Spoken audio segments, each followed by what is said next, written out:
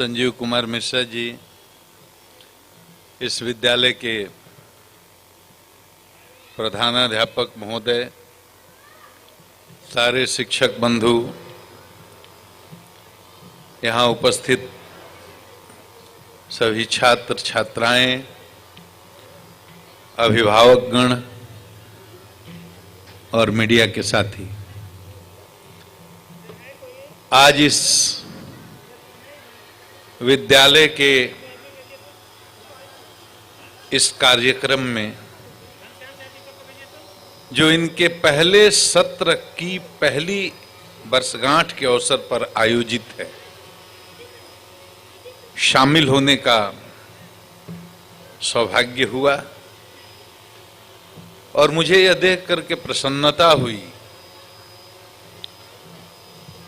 कि बिहार की राजधानी से इतनी दूरी पर स्थित इस ग्रामीण क्षेत्र में संजीव जी ने इतना बढ़िया विद्यालय बना करके यहाँ के अभिभावकों, यहाँ के छात्रों छात्राओं को उच्च स्तर की शिक्षा प्रदान करने के लिए यत्न किया है। यह पुण्य का कार्य है और इसके लिए इनको जितना भी धन्यवाद दिया जाए वो कम होगा। आज इस वर्षगांठ के शुभ अवसर पर बच्चों ने सांस्कृतिक कार्यक्रम का भी आयोजन किया है, जिसका अवलोकन आप करेंगे। इसलिए मैं अपनी बात को बहुत ही संक्षिप्त रूप में रखना चाहता हूं।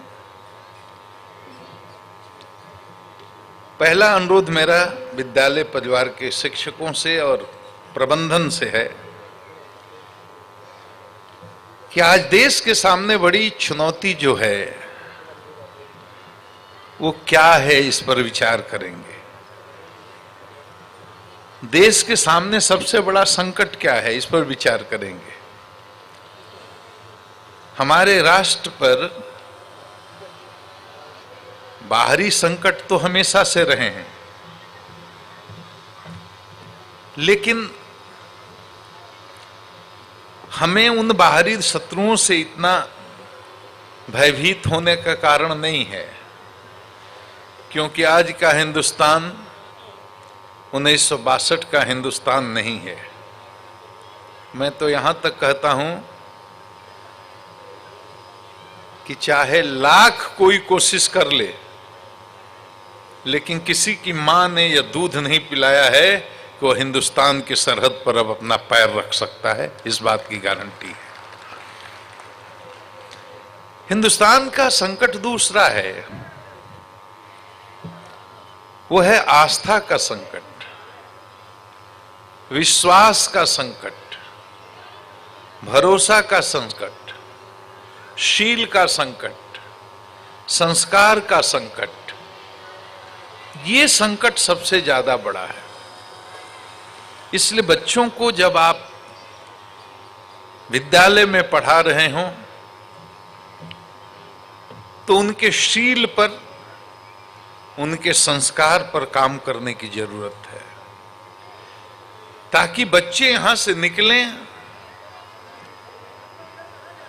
तो केवल बुद्धिमान बन करके नहीं निकलें, देश के एक एक विद्यालय से, एक एक महाविद्यालय से, एक एक विश्वविद्यालय से जो निकले वो सच्चा राष्ट्रभक्त निकलना चाहिए, देशभक्त निकलना चाहिए, तभी होगा। किसी भी समाज के लिए और किसी भी राष्ट्र के लिए सबसे बड़ी पूंजी है। आज भारत मां को इस बात का गर्व है कि उसकी कोख से एक वीर सपूत पैदा हुए हैं। भगत सिंह की तरह, खुदीराम बोस की तरह ऐसे सपूतों की संख्या लाखों में है। एक दो नहीं, बहुत बड़ी सूची है उनकी, जिन्होंने देश को गुलामी की जंजीर से मुक्त कराने के लिए अपनी लहलहाती उफनती जवानी को हंसते हंसते मुस्कुराते मुस्कुराते फांसी के फंदे पर झुला दिया। ऐसे राष्ट्रभक्त निकले विद्यालयों से, महाविद्यालयों से, ऐसे संस्कार देने की जरूरत है। अभिभावकों से भी मैं अनुरोध करूंगा कि बच्चों पर किसी प्रकार का अनुचित दबाव न डालें और अपनी दमित इच्छाओं की पूर्ति बच्चों के माध्यम से न करें कि हम आईएएस बनना चाहते थे, नहीं बन पाए, तो बेटा को किसी हाल में आईएएस बनाना है।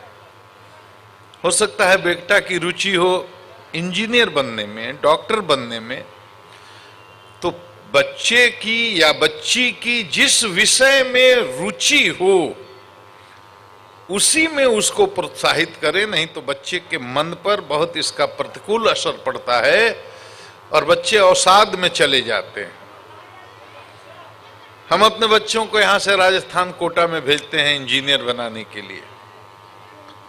बच्चे की कोई रुचि नहीं, वो प्रशासनिक सेवा में जाना चाहता है, वो एक अच्छा वकील बनना चाहता है, साहित्यकार बनना चाहता है, पत्रकार बनना चाहता है। हम ठोक ठाक करके उसको इंजीनियर ही बनाना चाहते हैं या डॉक्टर ही बनाना चाहते हैं। लगातार उसको असफलता मिलती है क्योंकि उसकी रुचि का वो क्षेत्र नहीं है, तो बच्चा अवसाद में चला जाता है और भारी संख्या में बच्चे आत्महत्या भी कर रहे हैं। तो ये अभिभावकों की जिम्मेदारी है कि बच्चे की रुचि जिस क्षेत्र में है उसी क्षेत्र में उसको स्वाभाविक रूप से आगे बढ़ने का, पुष्पित और पल्लवित होने का अवसर प्रदान करें। और बच्चों से मैं एक बात कहूंगा, अंतिम में एक बात, ये तुम्हारे लिए सबसे कीमती समय है, ये विद्यार्थी जीवन। ईश्वर ने दो चीजें सबको दी हैं, एक का नाम है मन, एक का नाम है बुद्धि। मन इंद्रियों पर नियंत्रण करने का औजार है और बुद्धि मन को नियंत्रित करने का इंस्ट्रूमेंट है। मतलब मन का काम है इंद्रियों को नियंत्रित करना और बुद्धि का काम है मन को नियंत्रित करना। जो बच्चा अपनी बुद्धि के द्वारा अपने मन को नियंत्रित करने की कला सीख लेता है, वही बच्चा जीवन में अपने लक्ष्य को हासिल करता है। मन जो करे वो नहीं कर सकते, नहीं करने देना है। बुद्धि से मन का शमन करना है, बुद्धि से मन का अनुशासन करना है। जो चीज लक्ष्य प्राप्ति में साधक नहीं है, मन को उधर जाने नहीं देना है।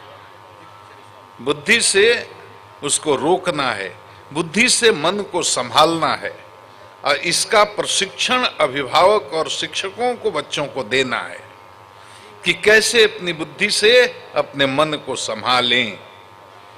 और अगर आपने अपने बच्चे को ये कला सिखला दी, मन को संभालने की कला, आपका बच्चा निश्चित रूप से बड़ा आदमी बनेगा, इसमें कोई संदेह नहीं।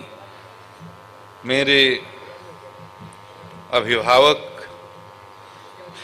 जितने यहां आए हुए हैं, सबको एक और बात कहना चाहूंगा कि साइंस ने, विज्ञान ने बहुत प्रगति की है। हम लोग जब बच्चे थे टूटे फूटे स्कूल में जा करके पढ़ते थे, ऐसी बिल्डिंग नहीं थी, ऐसा भवन नहीं था, बोरा पर बैठते थे। हम लोग बैठते थे बोरा पर, गुरुजी बैठते थे खटिया पर, और वैसे पढ़ाई होती थी। और वैसे स्कूल के माहौल से, गांव के स्कूल से पढ़ करके आगे निकले, एकदम साधारण विद्यार्थी, लेकिन मन में एक जुनून था कुछ हासिल करना है। तो देश की सबसे बड़ी प्रतियोगिता जो यूपीएससी होती है, उसमें भी अपने संकल्प शक्ति के बल पर कामयाबी हासिल की। तो हर बच्चा, इसमें कोई बच्चा हमसे औसत नहीं होगा, हमसे खराब नहीं होगा। हम पढ़ने में बहुत ही औसत दर्जे के विद्यार्थी थे, तो हमारे जैसा औसत दर्जे का विद्यार्थी जब आईएएस आईपीएस कर सकता है, तो इसमें से एक एक बच्चा आईएएस आईपीएस कर सकता है, डॉक्टर इंजीनियर बन सकता है। ये मुश्किल काम नहीं है। बच्चे के मन में केवल बिठा देना है कि अपनी बुद्धि से मन को नियंत्रित करने की कला सीखो। और एक बात और, बच्चों को सोशल मीडिया से बिल्कुल दूर रखें। बच्चों के हाथ में स्मार्ट मोबाइल नहीं दें। संकेत में इतना ही कहूंगा, उसके बड़े खतरे हैं। उसमें बहुत अच्छी अच्छी चीजें हैं, बहुत खराब भी चीजें हैं। और बच्चे को अगर बचपन में मोबाइल चलाने की आदत लग गई, सोशल मीडिया पर टाइम देने की आदत लग गई, तो बच्चे का दिमाग भटक जाता है अपने लक्ष्य से। इसलिए अभिभावक एक तो अपने बच्चों को सोशल मीडिया यूज करने ना दें, स्मार्टफोन ना दें। और अगर पढ़ाई लिखाई के लिए 10th 11th 12th में बच्चों को स्मार्ट मोबाइल की जरूरत है, तो जितनी देर तक पढ़ाई का काम होता है उतनी देर तक यथासंभव अपनी निगरानी में स्मार्ट मोबाइल का उपयोग करने दें। अगर स्मार्ट मोबाइल से आपने बच्चों को बचा लिया तो आपने उसका आधा जीवन बचा लिया। है मैं अपने दिल की बात कहता हूं, इस बात को ध्यान में रखें। मुझे पूरा विश्वास है कि संजीव जी ने जो एक उम्मीद की नई रोशनी जगाई है, इस पिछड़े क्षेत्र में इतना बढ़िया प्रबंधन के साथ, इतने अच्छे इंफ्रास्ट्रक्चर के साथ, इतना अच्छा शिक्षण संस्थान खोलने का जो यत्न किया है, इनको अपना आशीर्वाद दें, इनको सहयोग दें, ताकि ये और भी अच्छा से अच्छा काम इस पिछड़े इलाका के लिए करें। समस्त विद्यालय परिवार को मेरी शुभकामनाएं, अभिभावकों को भी, बच्चों को भी मेरा प्रणाम। अपनों का शहर, सपनों का घर, विदेशी सुविधाओं से लैस super technology, digital home, special green plant, बागीचा, playground, helipad, multiplex, vertical garden एवं इलेक्ट्रॉनिक उपकरणों से सुसज्जित फुल्ली ऑटोमेशन पैनोरमा ग्रुप नए भारत का सर्वश्रेष्ठ project number 1 in Bihar, E homes panorama Purnia, bypass road Purnia. Book now, call 1800-120-211। Koshi hospital सरकारी अस्पताल के सामने, आरा मिल रोड, प्रतापगंज, सुपौल। हमारे यहाँ सभी प्रकार के छोटे एवं बड़े ऑपरेशन की सुविधा उपलब्ध है। यहाँ 20 बेड की सुविधा के साथ गॉल ब्लैडर स्टोन यानी पित्त की थैली, पथरी का ऑपरेशन, बच्चेदानी, kidney stone, normal delivery, caesarean, hernia का ऑपरेशन कुशल डॉक्टर के द्वारा किया जाता है।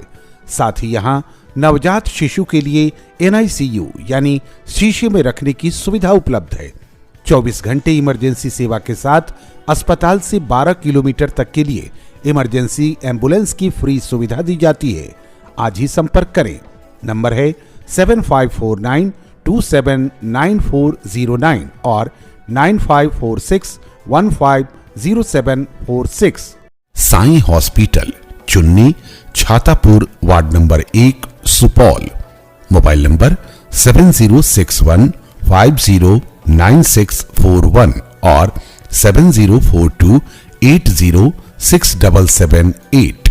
हमारे यहाँ पित्त की थैली की पथरी, अपेंडिक्स का ऑपरेशन, हर्निया और डायग्नोस्टिक यानी दूरबीन द्वारा पेट की जांच व लेप्रोस्कोपी ऑपरेशन के अलावा यूट्रस रिमूवल, बच्चेदानी का ऑपरेशन, गुर्दे की पथरी का ऑपरेशन और प्रोस्टेट सर्जरी के अलावा पाइल्स यानी बवासीर का ऑपरेशन भी होता है। हमारे यहाँ स्त्री रोग एवं बाल रोग, हड्डी रोग एवं जोड़ रोग, जनरल रोग, पेट रोग विशेषज्ञ द्वारा इलाज किया जाता है।